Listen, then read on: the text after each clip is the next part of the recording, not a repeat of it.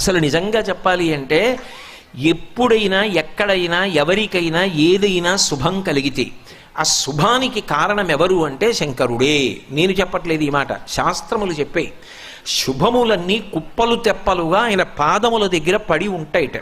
ఆయన అనుగ్రహించాడు అనుకోండి, ఓసారి ఇలా అంటాడు అంటే అది ఎగిరి వెళ్ళి ఇంటికి తోరణంగా పట్టుకుంటాడు. అందుకే ఒక గడుసు కవి ఒక మాట అన్నాడు, నేను ఓ పువ్వు పట్టుకొచ్చి మీ పాదాల మీద వేశాను అనుకోండి, నేను వేసినది ఇది పువ్వు, మీ పాదముల మీద ఉన్నది ఇది పువ్వు.